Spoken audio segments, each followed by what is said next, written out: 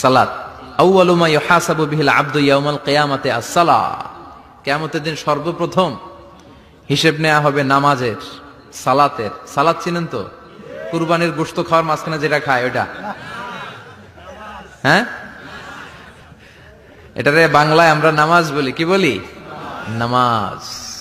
বিশ্বনবী ইন্তেকাল করবেন, রুহু বের হয়ে যাচ্ছে, 2-3টা শব্দ বললেন, এর মধ্যে একটা ছিল সালাত। আর সালাত, উম্মতেরা নামাজ, নামাজ, নামাজ ছেড়ে দিও না। ওয়া মালাকাত আইমানুহুম। মানুষ ইন্তেকালের আগে শ্বাস বের হয়ে যাচ্ছে, রুহু চলে যাচ্ছে, ওই মুহূর্তে কি জরুরি কথা বলে নাকি ফালতু কথা বলে? সবচেয়ে জরুরি কথাটাই তখন সে বলে যায়, ঠিক কিনা? কথা বলেন। বিষ্ণু বলেছিলেন নামাজ। ওমরে ফারুক, ওনার কাছে আবু লুলু আল মাজুসি, এক অগ্নি উপাসক, এসে বিচার দিল, ইয়া ওমর আল ফারুক, আমার মনিবের নাম হচ্ছে মুগীরা ইবনে শুবা, সে প্রতিদিন 4 দিরহাম করে আমার কাছে চার্জ করে। এত টাকা চার্জ করে কেন? উনি জিজ্ঞেস করলেন, তুমি কি কাম পারো? আমি খঞ্জর বানাইতে পারি। খঞ্জর চিনেন? ছোট্ট ছুরি, আরবরা পকেটে রাখে। ওমানের সুলতান কাবুসের ছবি দেখবেন, এখানে একটা খঞ্জর আছে। আমি খঞ্জর বানাইতে পারি। খঞ্জর বানাতে পারো? মদিনায় তো কেউ বানাতে পারে না, তুমি খঞ্জর বানাইতে পারো? তুমি তো অনেক টাকার মানুষ মিয়া, তোমার মনিব তো অল্প টাকায় চার্জ করছে, এটা দিতেই হবে। আবু লুলু কয়, ওমর তুমি সবার জন্য এত নরম, আমার জন্য গরম, তোমার আমি বুঝাবো। সে বাড়িতে যে একটা খঞ্জর বানালো, মাকবাদাতুহু ফি ওয়াসাতিহি, যে খঞ্জরের হ্যান্ডেল হচ্ছে মাঝখানে, 2 দিকে ধারালো ছুরি, এটার ধার দেয়। আর কয়, ওমর তোরে আমি বুঝাবো। প্রতিদিন ধার দেয়। সাইয়েদনা ওমরে ফারুক মসজিদে নববীর ইমাম, ওয়া কানু ইউসাল্লুনা বিগালাস, তখন ওনারা অন্ধকারে নামাজ পড়তেন আউয়াল ওয়াক্তে। আমরা তো দেরি করে পড়ি, সুন্নাহ অনুযায়ী আগে আগে পড়া ভালো। আপনি মসজিদুল হারামে গেলে দেখবেন যে কত আগে ফজর পড়ে, ফজরের 1-1.5 ঘন্টা পরে সূর্য ওঠে, ঠিক কিনা? তো সে একবার ছদ্মবেশে ফজরের সময় প্রথম কাতারে যে হাজির, আসলে কিন্তু মাজুসি, সূর্যের পূজা করে। খঞ্জরটা নিয়ে এসে দাঁড়ালেন। ওমরে ফারুক ফজরের সময় ঢুকলেন, বললেন আকিমিস সালাহ, একামত দাও। একামত দেয়া হলো। ওমরে ফারুক আল্লাহু আকবার বলে অন্ধকারে ফজরের সালাত শুরু করলেন।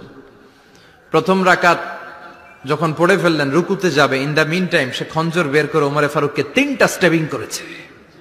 একটা নাভিতে, নাভিতে মারার সাথে সাথে নাভিটা কেটে গেল। আর একটা এই পাশে পাজরে, আর একটা পেটের মাঝখানে, পেটও কেটে গেল। ওমরে ফারুক বললেন, কাতালানি আল কালব, এক কুকুর আমারে মেরে ফেলেছে। ওমরে ফারুককে পিছনে নিয়ে যাওয়া হলো। আব্দুর রহমান ইবনে আউফকে টেনে ইমামতির জায়গায় নেওয়া হলো। আর সে কাতারের মাঝখান দিয়ে খঞ্জর ঘুরাতে ঘুরাতে আগাতে লাগলো। ওর খঞ্জরের আঘাতে 7 থেকে 8 জন সাহাবী স্পট ডেথ, জায়গায় শেষ। ওমরে ফারুক বেহুশ, বেহুশ ওমরে ফারুক। ওনার মুখে দুধ দেয়, দুধ ওই নাভি দিয়ে বের হয়ে যায়। নাভিজ দেয়, নাভিজ পেট দিয়ে বের হয়ে যায়।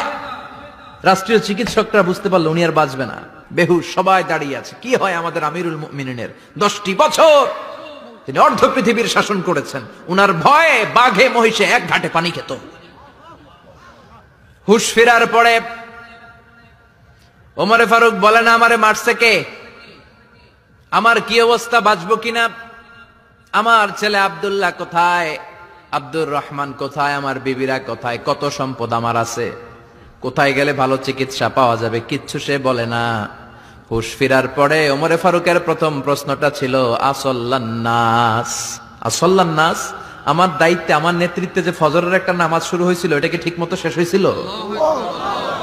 আসল্লান নাস, মানুষের নামাজটা পড়ছিল, 1 রাকাতের দায়িত্ব পালন করতে পেরেছে, এরপর হুশ নাই। বাকি 1 রাকাতের কি হয়েছে? মুসল্লিদের কি হয়েছে? সালাতটা ওয়াক্ত মতো হয়েছে কিনা? আসল্লান নাস, এটা ছিল ওমরে ফারুকের প্রশ্ন। সুবহানাল্লাহ কইবেন না? তাহলে এই সালাতের গুরুত্ব আছে না নাই? সর্বপ্রথম এই সালাতের ব্যাপারে in the day of judgement আমাদেরকে প্রশ্ন করবে কে? সালাতে কায়েম করো, সালাতে কায়েম করো, হবে সম্মানী তুমি, হবে জান্নাতি তুমি, হবে সম্মানী তুমি, হবে জান্নাতি তুমি, দিবে কাল হাসরে শীতল ছায়া আরশে আজিম, রাব্বিয়াল আলা রাব্বিয়াল আযীম, রাব্বিয়াল আলা রাব্বিয়াল আযীম। সুবহানাল্লাহ পড়ে। এজন্য নামাজ, নামাজ, এই নামাজ যাতে মিস হয়ে না যায়। সব মিস হতে পারে, নামাজ মিস হতে পারে না, আল্লাহ তুমি